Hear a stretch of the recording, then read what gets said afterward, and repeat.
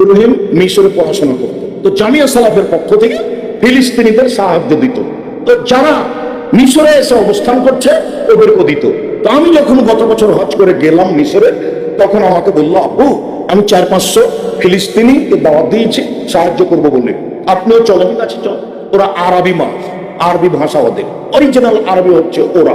সব নবীর বসবাস ফিলিস্তিনে, গাজায় সব নবী, সেটা হলো আসল জায়গা, তারা আরবি ভাষার মানুষ।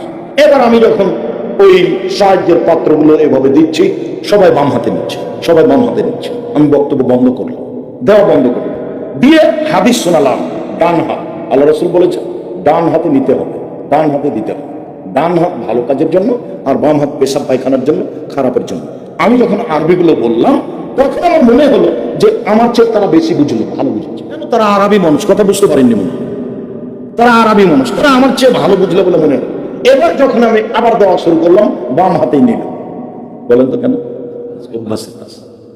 চলো না, সে আসলে আরবি দাম সব অন্যায় আরব দেশে প্রকাশ পাবে। সৌদি আরব, কুয়েত, কাতার, বাহরাইন, একবারে খোলা মাঠে জেনা হবে। এটা ফাঁসাদোনা তা ফাঁসল হিমারে। গাধা যেমন গাধীর সাথে মিলে লজ্জা বুঝে না, ষাঁড় যেমন গাভীর সাথে মিলে লজ্জা জানে না, মানুষ তেমন খোলা মাঠে জেনা করবে, লজ্জা বুঝবে না। এইগুলো সব দেশে তো হবেই, আরব ভূখণ্ড বেশি।